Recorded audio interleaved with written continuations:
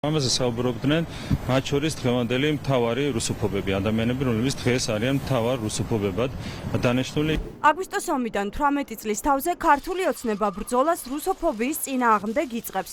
ირაკლი კობახიძე რუსოფობიასა და საბოტაჟს შორის თითქმის ტოლობის ნიშანს სვამს და აცხადებს, რომ ვინცა მიმართულებით იმოქმედებს, ყველა სახლებში მიაკითხავენ და პასუხს აგებინებენ.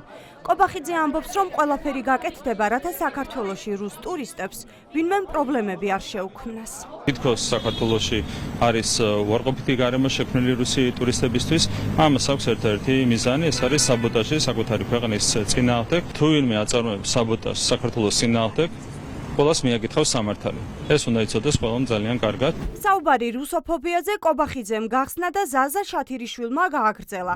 ფილოსოფოსი, რომელიც ივანიშვილის აზრების გამხმოვანებლად მიიჩნევა, ცდილობს რუსეთი დიპსტეითის მსხვერპლად წარმოაჩინოს. შათირიშვილი შეწუხებულია, რომ ევროპაში აღარც რუსი ტურისტები უნდათ და აღარც დოსტოევსკის წაკითხვა. ფილოსოფოსს ოცნების დეპუტატებიც ეთანხმებიან. დიპსტეითმა დაიწყო რუსეთის გაშავება, როდესაც მათ ეს დაჭირდათ. და არ დაჭირდათ იმ დროს, როდესაც ჩვენთან ტრიალებდა ტრაგედია და ქართველების სისხლი იღვრებოდა. რუსეთი როგორც ბუა, რუსეთი როგორც რაღაცა ცუდი და რუსები როგორც ცუდები, ეს საკითხი განსაკუთრებული პოპულარული ტრენდული გახდა 2022 წლის შემდეგ. და მაინც რატომ აწუხებს ქართულ ოცნებას, თუ კი მსოფლიოს სხვადასხვა ქვეყნებმა რუსეთის რეალური სახე და საფრთხე გვიან, მაგრამ მაინც დაინახა. რუსოფობია აწუხებს რუსეთს და აწუხებს ივანიშვილის პარტიას, აცხადებენ ოპოზიციაში. ხელისუფლების ოპონენტები არ გამორიცხავენ, რომ ქართულმა ოცნებამ ქვეყანაში რუსეთზე ცუდის თქმაც მალე დასჯადი გახადოს. ეს შათირიშვილი და კობახიძე არიან კრემლის რუპორები, რომელიც ღიად ატარებენ ზუსტად იმ ნარატივს და ზუსტად იმ პოლიტიკურ შინაარს, რასაც ატარებს ზახაროვა, რასაც ატარებს ნარიშკინი და რაც არის კრემლის ოფიციალური სულიერი საზდო ადამიანების მოსათხოვებლად. ის ბრაზილად საზოგადოებაში არის რომ გადაფარონ, თავად საზოგადოებას გამოუტანეს განაჩენი და უთხრეს რომ თქვენ რუსოფობები ხართ და რუსოფობია ამ ქვეყანაში დაირჩება. ანუ ფაქტობრივად პუტინს აწუხებს რუსოფობია და აწუხებს კობახიძეს და ივანიშვილის რეჟიმს. 2008 წლის ომის შემდეგ რუსეთმა ომი უკრაინაში განაახლა. პუტინის არნახულმა სისასტიკემ მთელ მსოფლიოს გაცილებით სხვა მასშტაბით დაანახა, რაც წარმოადგენს რუსეთი, როგორც მეზობელი ქვეყნებისთვის, ისე მთელი მსოფლიოსთვის. ექსპერტებს არ უკვირთ, რატომ დაინახა მთელმა მსოფლიომ რუსეთის სახე, მაგრამ უკვირთ, რატომ ვერ ხედავს ამ სახეს მხოლოდ ივანიშვილის პარტია.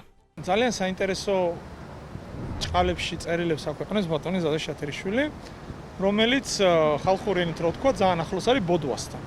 ანუ ქართულ ოცნებაში ბოდვის სპეციალისტები ბევრია, მაგრამ აშკარად ყველაზე წინწასული და ჩემპიონი ამ ყველაფერში ბატონი ზაზა არის.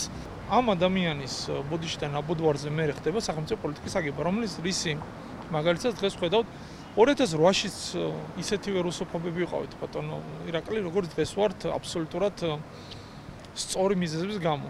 თუ ვინმე შეიძლება დაადანაშაულოს რუსოფობიაში დღეს რუსეთმა, ეს არის მხოლოდ საკუთარი თავი და მეტადრე საქართველოში ახლა 20% ჩვენი არის ოკუპირებული. ჩვენ ყოველთვის გქონდა ეს განწყობები საქართველოს ზოგადად, ახლა შეიძლება ბატონი ირაკლი ძალიან ახალგაზრდა კაცია და არ ახსოვს სინამდვილეში რა ხდებოდა 2008-ში, მაგრამ ამის შემდგომ უკვე ყველაფერი ნათელი გახდა და მთელი მსოფლიო ჩამოყალიბდა თავის ფუნდამენტურ მიდგომებში რუსეთთან მიმართებაში.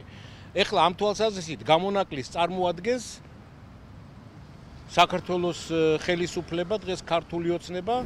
ხვალ აგვისტოს ომიდან ზუსტად 18 წელი გავა. ნაცვლად იმისა, რომ საქართველოს ხელისუფლება მთელს ევროპასთან და ამერიკასთან ერთად რუსეთის სისასტიკეზე ხმამაღლა საუბრობდეს, რუსოფობიის პრობლემაზე საუბრობს.